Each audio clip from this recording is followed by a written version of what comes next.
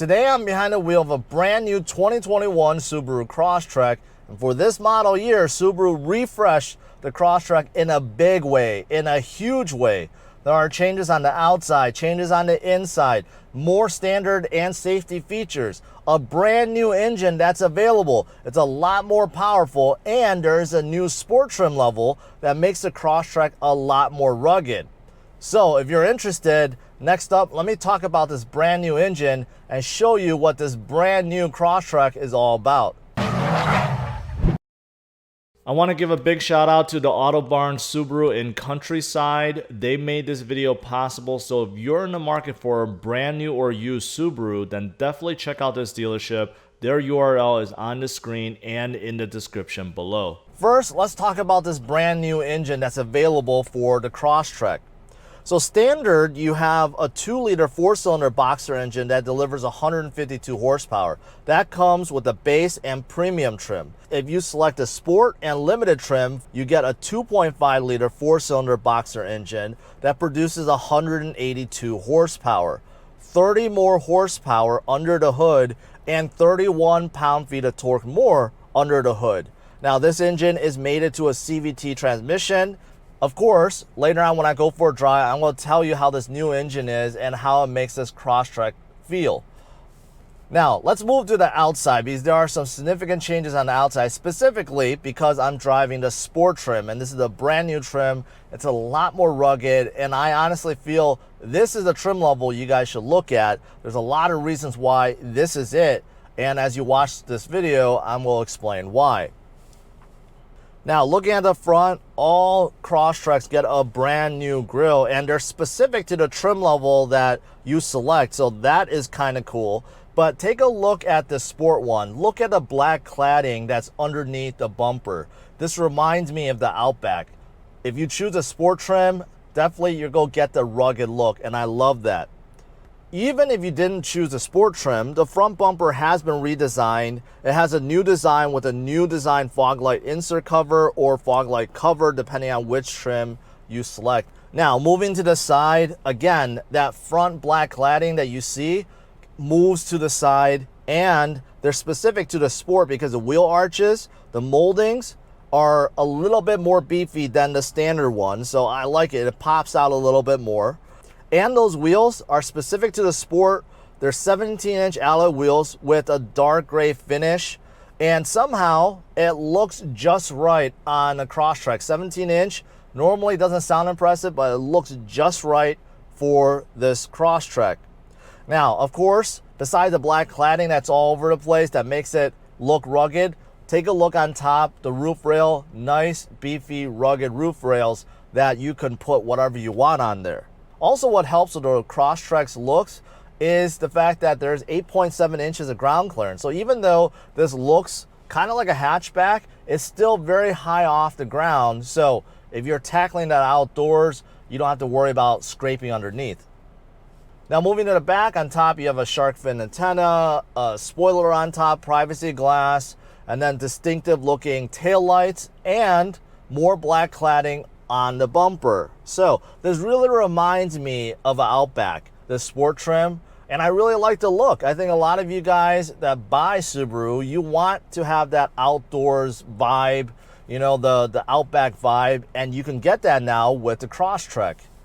Take a look at the Crosstrek's cabin. I think it has a youthful vibe to it, especially with the new yellow stitching and accent trims. And just overall inside, I like it. It's simple and it just works. So first, look at the steering wheel. This is a pretty standard Subaru steering wheel. However, you can see on the bottom, you have that yellow trim piece, right? That matches the badge on the outside, and same thing with the stitching. I like that, and that's matched by stitching on the door panels and also the dash and even the weather mat and the stitching on the seats too. So basically everywhere, and I really like it. I think it's distinctive. Now, the buttons on the right side control all your standard safety features, including a new one that I'll talk about in a little bit. Underneath, you have 2 buttons that control the SI drive, and think of it as like sport mode in terms of how aggressive you want the throttle to be. Now on the left side, this is where you control your volume, your source. You can scroll through your media, your phone, And on the bottom, you have more buttons to control the info screen inside the gauge cluster. Now, behind the steering wheel, you also have paddle shifters. Now, looking in the gauge cluster, I like the fact that the speedometer and tachometer inside, there's a circle ring that also has that distinctive yellow, makes it pop out. The info screen is the same as before and the same that you find in other Subarus. The interface is okay, looks a little bit dated to me, but overall it gets the job done. And for windows, you have auto up down for your driver window and passenger window. Normally you get a 6.5-inch infotainment screen, but this one has been upgraded. There's an optional package that adds on an 8-inch screen. Now this 8-inch screen, very similar to the other Subarus I've tested. The buttons are nice and big. Responsiveness, okay. Sometimes it lags, sometimes it's pretty smooth. Apple CarPlay, Android Auto, those are all standard. And on the bottom, you still have volume and scroll knobs, a couple of quick navigation buttons, and a CD player. Now on top, you do have a separate screen, and the only purpose is to display the temperature, your climate control, and the clock. And I kind of like it. Now moving to climate control, as simple as it can be. Underneath, you do have some shelf space along with 2 USB ports, a media plug, and a 12V outlet. Now you still have a standard shifter with manual shifting. Now this is a CVT transmission that's simulating automatic, so I'll let you guys know how it is once I start driving. And something specific to the sport trim is this dual X mode. So this is one of the reasons why I think you guys should look at sport over all the other trims. Now the dual mode X mode is great because it tweaks the symmetrical all-wheel drive, which by the way is standard. It tweaks it so that it caters it more to either deep snow and mud or just snow and dirt. So that is pretty cool, and you can only get this dual mode X mode with the sport trim level. Also, you do get heated seats up here too. You got a couple of cup holders. You got 2 more USB ports and a 12V outlet inside the armrest. My only gripe with that is Subaru could have put that a few inches away so that the back passengers would get it, but because back passengers don't get anything, and I'll get to that in a little bit. And on top, you do have HomeLink buttons, SOS, info, and a sunroof, which is part of that optional package. Now, what's also unique to the sport trim is the seat covers, the upholstery. They're a new StarTech material with yellow stitching, and you know what? They feel different. They feel different. They feel softer. And what's great about StarTechs is, you know, they're water resistant. So in case you need to wipe them down, they get dirty, you can do that. Now moving to the second row, in terms of space, I'm 5'10", and I still have 2 to 3 inches of leg room, and same with headroom. And the seats are pretty comfortable. The only thing is they don't slide and they don't recline. However, they do fold down. So if you wanted more cargo room, you can get it. Unfortunately for the back passengers, there's no vents, no ports of any kind. That is why I'm wondering why the USB ports or the 12V outlet isn't moved to the rear, or rather be inside the armrest. It doesn't make any sense to me. Now, if you move to the trunk, you know, a good size for this hatchback slash SUV. You do have a privacy cover on top, and then underneath you do have a spare tire, but there's no hidden storage or nets or any storage areas. All right, I'm on the road. Let's see how this brand new Crosstrek is, specifically with this brand new engine. The first thing I want to mention is once you get inside, keep in mind this is a subcompact SUV. So for Subaru, the compact SUV would be the Forester. So this is below the Forester. But when you first get in, you don't really feel it. I have plenty of headroom. I have plenty of shoulder room, hip room. The overall cabin isn't too tight. I don't feel claustrophobic in here. So some of you guys may be thinking, this SUV is a little bit too small. It's gonna be uncomfortable. Not really. I actually think this is a good size. And even for me, I'm 5'10", and I'm not the smallest guy in the world. In the back, I felt okay. I didn't feel too tight in the rear too. So that is a big bonus to the Crosstrek. Now, I'm already stuck in stop and go traffic right now, but something I've noticed right away is with this new engine, you do have engine auto start stop function, which isn't the smoothest in the Subaru. Because of the boxer engine, it's just not that smooth. These seats are very comfortable. I like them. I think they have the right bolstering, the right width, the right size. They feel good. Actually, I just got done testing a brand new Ascent and the top trim level, the Touring trim level, and I found those seats good, but a tad stiff. I actually think these seats are a little bit more comfortable. I can't tell if it's because of this StarTex material. There's something about it that just feels a little bit softer now. I don't know if Subaru actually improved upon it, made it a little bit different, but actually it feels very comfortable. Feels like I'm not gonna get sore even after driving for a couple hours. Now I'm up to speed, going about 50 miles per hour. Let's talk about cabin noise. I do hear a bit more from the road. I do hear like the tire, you know, that tire whine sometimes. I do hear that. But overall, wind noise, cabin noise is pretty good. You know, as you guys saw, I was in stop and go traffic, some construction. Didn't really hear that much from the outside. So those are actually pretty good. It's well insulated in here, just a little bit extra from the road. And something else is the engine is not that loud too. I think Subaru did a really good job insulating this boxer engine, because traditionally boxer engines are a tad loud. And I don't hear it that much right now. Now, I already talked about how the cabin feels spacious. Well, what about the visibility and driving position? Well, I think visibility is great.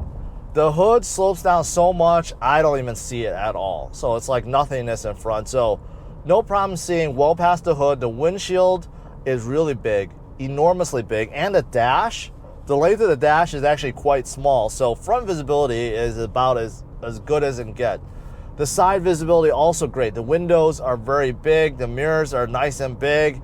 I see everything on the side. The only thing is the blind spot back there. The C-pillar gets a little bit narrow, but I gotta say it's not too bad either.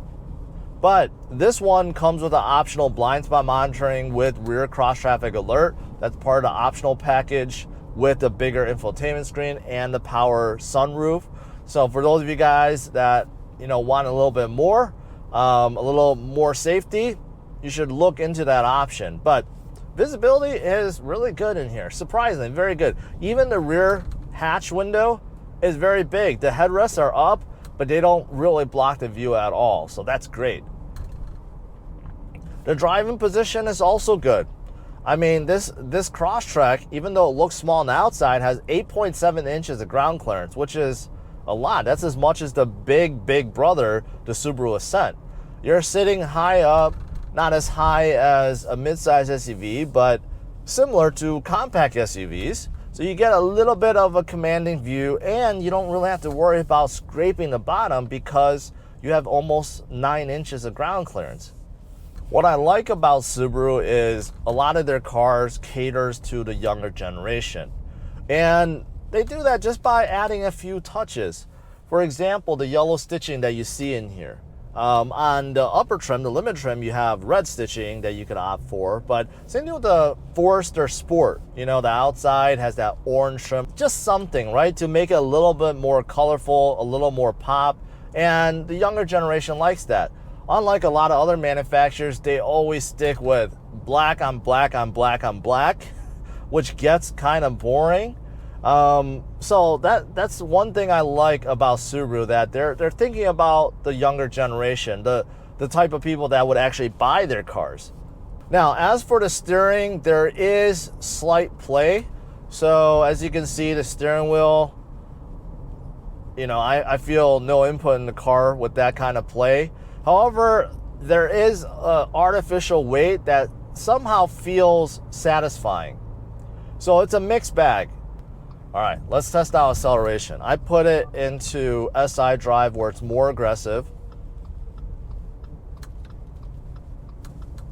All right, let's do this.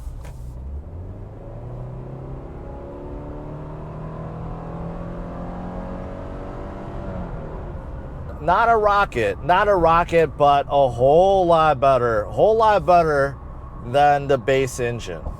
So this is the one that you would find in the Forester. 30 more horsepower, no matter how you cut it, it's gonna make the drive faster. So this engine, definitely an improvement. And what I liked is the CVT you could tell Subaru tweaked it, because this has made it to a CVT transmission that is simulating an 8-speed automatic. So while you're driving, you do feel the shifts, like pretty crisp shifts. But during heavy acceleration, it did simulate a shift, and it was a lot smoother than a shift I felt in ascent at full acceleration. So I could tell they definitely looked at the transmission logic and improved upon it. But if you wanted the most control, you wanted most fun, go into manual and utilize the paddle shifters. Okay, as for suspension, I'm on a rough patch of a freeway, a lot of dips and imperfections, and the suspension feels good. It feels good. It feels comfortable. See, I'm turning the middle lane, which is even worse. It feels good. It actually feels pretty good. Pretty controlled, pretty comfortable. It's soaking up these bumps, and this is more than acceptable. I mean, if the road is this bad, I mean, it's pretty bad. And you know what? It feels good in here. Now, eyesight, which is the suite of safety features you get in here, has been improved for 2021 as well.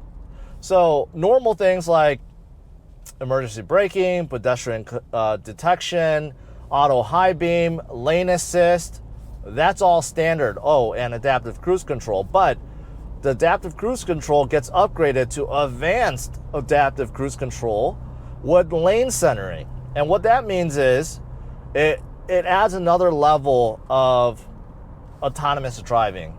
So the cruise control can actually come to a full stop if needed. So stop and go traffic is great, and also does a better job of staying in between the lines. Now, lane assist is where it detects you're actually really swerving off, and then it kind of intervenes and warns you. But lane centering is where it'll just kind of like stay in the center of the lane for you. So that's the difference. So that does get added in here. Now, unfortunately, like blind spot monitoring and cross traffic alert or rear cross traffic alert is not standard. So that is why that is part of this optional package.